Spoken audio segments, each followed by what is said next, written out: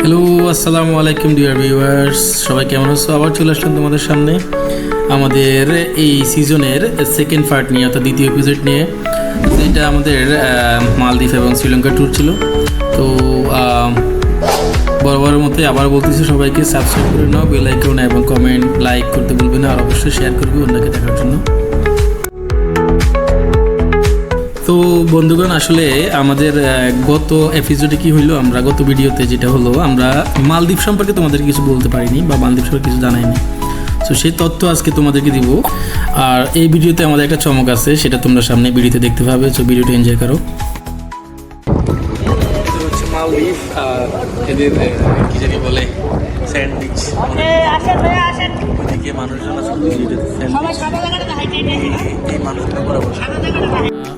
আসলে বন্ধুগণ, এর সমস্যা হচ্ছে এখানে উইন্ডের কারণে তোমরা আমার কথা বুঝতে পারবে না, সেই জন্য আমি বাইরে থেকে ভূগোল দিচ্ছি। তো বিষয়টা হলো, এটা হচ্ছে মালদ্বীপের যে 1119টা আইল্যান্ড আছে, তার মধ্যে ম্যাক্সিমাম আইল্যান্ড হচ্ছে এরকম যেখানে পানি উঠে যায়, অর্থাৎ বসবাসযোগ্য।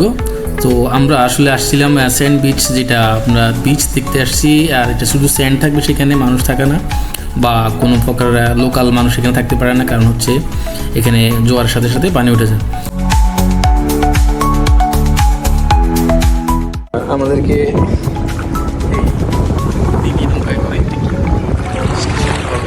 এটা করে নিয়ে আসছে এখান থেকে স্যান্ড বিচ যেটা, সেখানে যাওয়ার জন্য এই নৌকাটা ওইদিকে যাচ্ছে না। আমরা পানিতে নেমে তারপর আমরা হেঁটে ফিলিং আছে,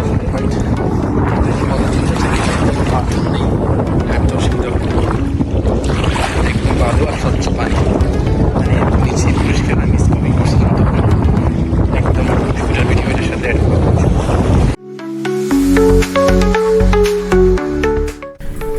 তো বন্ধুগণ, তোমাদেরকে যেই চমকের বিষয়ে বলতে চাইছিলাম, সেটা হচ্ছে আমার সাথে এখানে আজকের এই ট্যুরে আলামিন ভাই ছিল, এবং আলামিন ভাইয়ের ভাতিজি এবং তার হাজব্যান্ড ছিল পেয়ার ভাই। পেয়ার ভাই খুবই মিষ্টি মানুষ, একদম পেয়ারি।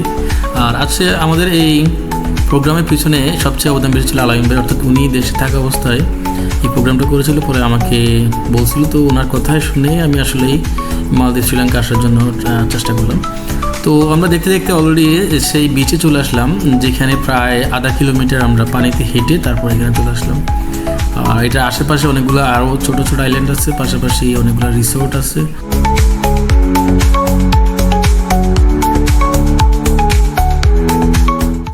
তো এটা আবার বরাবরের মতোই আমাদের ফটো সেশন টাইম। তো আমরা ফটো নিচ্ছি বিভিন্ন আকারে, বিভিন্ন রকমে, যে যার মতো করে স্টাইল করে ছবি নিচ্ছি। ছবিগুলো কেমন লাগলো অবশ্যই কমেন্ট করে জানাতে ভুলবে না। আর আমি বলতেছি আবারও, আলামিন ভাই, আমি ফেয়ার ভাই এবং ওনার ওয়াইফ, আমার ওয়াইফ এবং আমার ছোটো মেয়ে, আমরা টোটাল হচ্ছে 6 জন ব্যক্তি ছিলাম। আর পাশাপাশি আমাদের এই ট্যুরে আরও ছিল প্রায় 18 জনের মতো। তো ওনারা আমাদের সাথে এখানে কিছু ছিল, কিছু ওনাদের মতো করেই ঘুরতে গেছে। ফটোগ্রাফার বেচারা আর কি বলবো, এটাকেও 2-3 জন টক্কা উড়াইব। দেখছেন এতে কীভাবে ফটোগ্রাফি দেখতেছে, প্রফেশনাল, 100% প্রফেশনাল, ডেঞ্জারাস এক ফটোগ্রাফার। তো সেই ডেঞ্জারাস ফটোগ্রাফি দিয়ে আমাদের এই পিকচারগুলো তোলা হলো, খুবই সুন্দর হলো। আর ওনার আসলে কষ্টটা সাধ্য হলো। আর আমরা এর ভিতরে স্যান্ডউইচ শেষ করে হিমাফুসি আইল্যান্ডে চলে আসলাম। আর এখানে এসে আমাদের কিছু পিকচার ছিল। আসলে হিমাফুসি আইল্যান্ডের কোনো ভিডিওই করা হয় না, এই জন্যে আমি ওই জামা কাপড় সব ভিজাই ফেলছিলাম। সেজন্য আমার দোকান খুঁজতে হইলো, একটা প্যান্ট নিলাম। সেখান থেকে আমরা বুফে খাওয়া দাওয়া করলাম। আসলে মাথায় ছিলই না যে ভিডিও করবো। প্রথম পার্টে তোমাদেরকে বললাম যে আমরা আসলে প্রস্তুত ছিলাম না, যা কিছু ভিডিও ছিল সেগুলো দিয়ে আমাদের এই ভিডিওটা তৈরি করা। তো সেই কারণেই আসলে আমাদের তেমন কিছুই করা হলো না, অর্থাৎ খাবার দাবার থেকে শুরু করে সেই লোকাল আইল্যান্ডের অনেক কিছুই আমরা ভিডিও করতে পারি নাই বা ফটোশ্যুটও করতে পারি নাই, সময়ও ছিল না। তো সেই সময় স্বল্পতায় আমরা যা কিছু করছি তা কিছু তোমাদেরকে দেখাতে পারলাম না। যাই হোক, আমরা আবারও বরাবরের মতোই আমাদের যেটা ছিল লাস্ট বোট রাইডিং আর সমুদ্র যাত্রা, সেখানে আবার চলে আসলাম। তো তো সমুদ্রযাত্রা হলো কি, এবার আমাদেরকে বিভিন্ন জায়গায় বিভিন্ন স্পটে সমুদ্রের উপরে বোটে করে ঘোরাবে। আর আমরা যে সমুদ্রের মধ্যে পানির উপরে থেকে যে ধরনের দৃশ্য দেখতে পাবো, যে ধরনের মোমেন্টটা আসবে, সেটা আসলে অকল্পনীয় ছিল, খুবই অসাধারণ ছিল। আমরা হুলুমালে, অর্থাৎ এদিকে বলি মালদ্বীপের বিষয়ে, সেটা হচ্ছে মালদ্বীপ মূল যে ভূখণ্ড সেটা হচ্ছে মালে মেন সিটি, আর হচ্ছে হুলুমালে যেটা পাশেই ছিল। হুলুমালেটা যতটুকু শুনলাম এটা পুরনো একটা সিটি ছিল, বাট মালে হচ্ছে তাদের রাজধানী এখন। হুলুমালে এবং মালে দুটোই মিলেই ম্যাক্সিমাম হয়তো বা 15-20 স্কোয়ার কিলোমিটার হবে কিনা সন্দেহ আছে। আর পুরো দেশটা হচ্ছে 298 স্কোয়ার কিলোমিটার। তো সারাদিনের আমাদের যে অ্যাক্টিভিটিস ছিল, যে প্যাকেজে আমরা ঘুরলাম, সেই সব কিছু শেষ করলাম। মাছ দেখা, কি জানি ডলফিন দেখা থেকে শুরু করে সমুদ্রে স্ন্যার্কেলিং করা, তারপর হচ্ছে লোকাল আইল্যান্ড ঘোরা, খাওয়া দাওয়া করা, বোট রাইডিং করে শেষ করে এখন আমরা রাতে একটু সিটিটা দেখতে আসছি, অর্থাৎ মালে সিটিতে আসছি। এখানে এসে আমরা, যেখানে আমাদেরকে ওভার ড্রাইভার নামাই দিল, এটার পাশে খুব সুন্দর একটা পার্ক ছিল। তো ও আমাদেরকে বললো যে এখানে আসলে ভালো হবে। তো এখানে আসলাম। আসলে আমরা যেখানে আসলাম, তোমার প্রথমে যেটা দেখলাম সেটা হচ্ছে দেশের ধর্ম মন্ত্রণালয়ের অফিস, যেটার সামনেই ছিল একটা গ্রিন পার্ক, খুব সুন্দর, সেটার নাম ছিল সুলতান পার্ক। ছোটো দেশ, ছোটো পরিসরের পার্ক, বাট খুবই সুন্দর। আর এখানে এসে কিছু ভালো সময় কাটানোর মতোই আসলে পার্কটা ছিল। তো আমরা পার্কে ঘুরতে বেরোলাম। আর পার্কে ঢুকেই আমরা অনেক কিছু দেখলাম। সেখানে অ্যাকোয়ারিয়াম, বিভিন্ন প্রজাতির মাছ, আর এগুলো মিঠা পানির মাছ, এগুলো সাগরের মাছ, যেহেতু দেশের সাগরের মাছ বেশি, সেই জন্য তারা মিঠা পানির কিছু মাছ এখানে নিয়ে আসলো মানুষকে প্রদর্শনের জন্য। আর পাশাপাশি এই পার্কের আরও কিছু আকর্ষণ আছে। কিছু পুরনো গাছ ছিল, আর কিছু পুরনো গাছের সাথে সাথে কিছু লাইটিং সিস্টেম ছিল ভালো। আর ওখানে কিছু জায়গা এখনও রেস্ট্রিক্টেড আছে, যে ওখানে যাওয়ার কোনো অনুমতি নেই, হয়তো বা কাজ চলতেছে, আর হয়তো বা ওখানে কোন ধরনের কোনো দুর্ঘটনা ছিল বা কোনো সমস্যা ছিল, সেজন্য তারা আমাদেরকে ঢুকতে দেয়নি। তো আমার মেয়ে, আমাদের সুমাইরা একটু মজা নিচ্ছিল দোলনায়, ওর মা ওকে দোল খাওয়াইতেছিল। তো আমরা সবাই ছিলাম আসলে দোলনায়, শুধু সুমাইরার মা ছাড়া সবাই আমরা দোলনায় কিছুক্ষণ সময় কাটালাম। তো ওইখান থেকে আমরা ওর সুমাইরার দোলনা শেষ করেই আমরা এখন এখান থেকে কিছু ঘুরলাম। এদিক সেদিক যাওয়ার পরে আমরা রেস্টুরেন্ট খুঁজে একটা রেস্টুরেন্টে চলে আসলাম। আর একটা মজার বিষয় হলো, এই পুরো মালে সিটিতে আমরা অনেককেই জিজ্ঞেস করলাম যে একটা অ্যারাবিক রেস্টুরেন্ট, অ্যারাবিক ফুডের রেস্টুরেন্ট পাওয়া যাবে কিনা। সবশেষে আমরা একটা রেস্টুরেন্ট পাইলাম মাত্র, যতটুকু জানলাম যে এখানে একটাই অ্যারাবিক ফুড, সেটা একদম এক পাশে ছিল। দেশের একজন নাগরিক ছিল, উনি আমাদেরকে দেখে দিল। তো আমরা এখানে এসে অলরেডি এই রেস্টুরেন্টে দেখে খুবই মুগ্ধ হলাম যে ওরা পুরোটা বিল্ডিংটা ওদের রেস্টুরেন্ট ছিল, আর একদম স্কাই ভিউ তোমরা দেখতে পেতেছো। আমরা একদম ছাদের উপরে এসেছি, যেটা 4 তলার উপরে। আর এটা পাশেই ছিল সাগর, আর এটা পাশেই একটা পার্কও ছিল পাশাপাশি। অনেক লোকজন আনাগোনা, সবাই এখানকার ম্যাক্সিমাম মানুষ হচ্ছে ট্যুরিস্ট, এখানকার স্থানীয় মানুষজন খুব কম। আর সবার মূল যানবাহন হচ্ছে স্কুটি, যেটা তোমরা আমার এই ভিডিওর মাধ্যমে দেখতে পাইতেছো। আর ওই পাশে একটা বিল্ডিং ছিল, যেটা আমি জুম করে দেখাইছিলাম, সেটা ছিল একটা মসজিদ, খুবই সুন্দর। আর খাবারের বিষয়ে কি বলবো, আমরা আসলে শুরুতে আমাদেরকে একটা স্যান্ডউইচ দিয়েছিল, শর্মা, সাথে রাইস ছিল। তারপরে আমাদের মেইন খাবার যখন আসলো, তখন আমরা আর কোনো দিকেই তাকাইলাম না, ভিডিও করলাম না, খেয়ে ফেললাম সব। প্রায় আধা ঘন্টার মতো ছিলাম সেখানে খাওয়া দাওয়া করতে।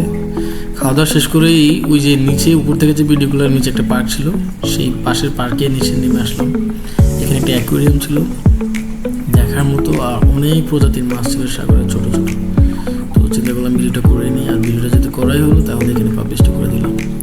খুবই সুন্দর দেখতে পাইতেছো। তো আমরা আসলে এই অ্যাকোয়ারিয়াম দেখার পরে, তার কিছুক্ষণ পরে আমার সাথে একজনের সাথে দেখা হলো, সেটা হচ্ছে আমার কাছেরই, দেখতে পাইতেছো তোমরা, আকিব। ছোটো ভাই, খুবই সুন্দর আর হাসিমুখী একজন মানুষ, ভালো একটা মন মানসিকতার লোক।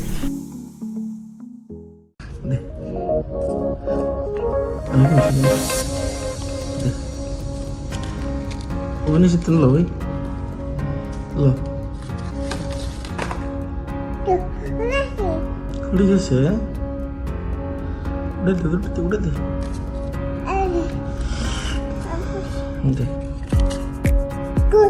ওইটা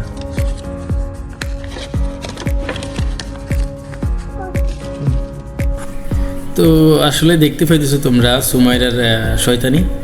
আমরা সেই কালকে রাতে রেস্টুরেন্ট খাওয়া দাওয়া শেষ করে ওখান থেকে ঘুরে বাসায় আসলাম, ঘুমাইলাম।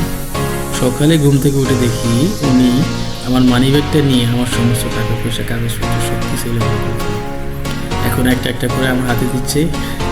আর শুধু টাকাই চিনে, যখন বলি টাকা, শুধু টাকাগুলো আমার হাতে দিচ্ছে, তোমরা দেখতেই পাচ্ছ। আর আসলে যখন উনি দুষ্টমি করেন তখন কোনো কিছু দিকে থাকেন না। আর ওনার দুষ্টমি দেখে আমারও মন চায় ওনার সাথে একটু দুষ্টমি করি।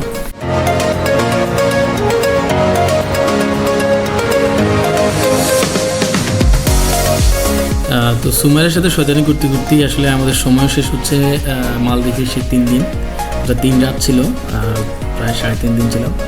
এখন আমরা ওনার সাথে আমাদের সুমাইরের সাথে শয়তানি করেই শেষ করে গোসল করে আমরা রেডি হয়ে চিন্তা করলাম যে একবার সাগরের পাশে যাই, সাগরের পাশে গিয়ে কিছু ছবি তুলে বা ভিডিও করে নিই, তারপরে চলে যাবো। যেহেতু এখান থেকে আর কখন আসে ঠিক নাই, তো ওই হিসাবে আমরা আবার প্ল্যান মতোই আমরা এই কিছুক্ষণের মধ্যেই সাগরের পাশে যাব, কিছু ছবি তুলবো, কিছু ভিডিও নিব। বাট ভিডিও নেওয়া হয়নি, কারণ হচ্ছে মাথায় ছিল না, জাস্ট পিকচারিং নেবো একটা।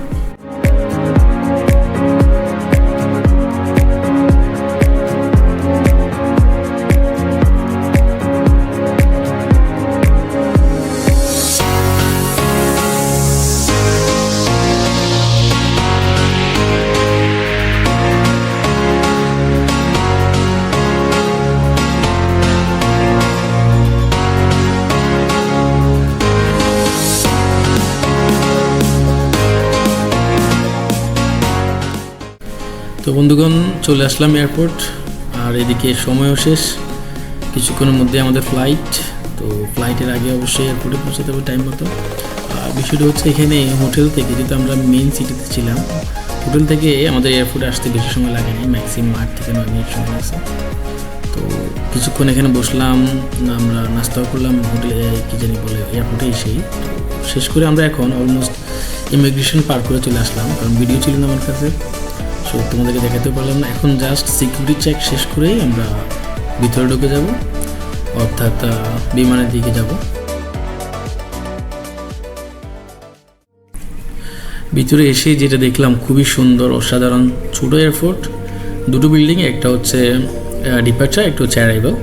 তো আমরা ডিপার্চার এখন এসে ডিউটি ফ্রি পরিস্থিতি দেখে খুবই ভালো লাগলো। এখানে দৃষ্টিনন্দন ডিউটি ফ্রি, ম্যাক্সিমাম যে জিনিসপত্র এখানে ছিল সবগুলোই ব্র্যান্ডেড, খুবই ব্র্যান্ডেড বললে ভুল হবে না, কারণ হচ্ছে অনেকগুলো জামা বা অনেকগুলো বিভিন্ন ধরনের ব্র্যান্ডের ঘুড়ি, ব্যাগ বা আরও অনেক ধরনের কলম, অনেক কিছু দেখলাম, সব কিছুই খুবই এক্সপেন্সিভ।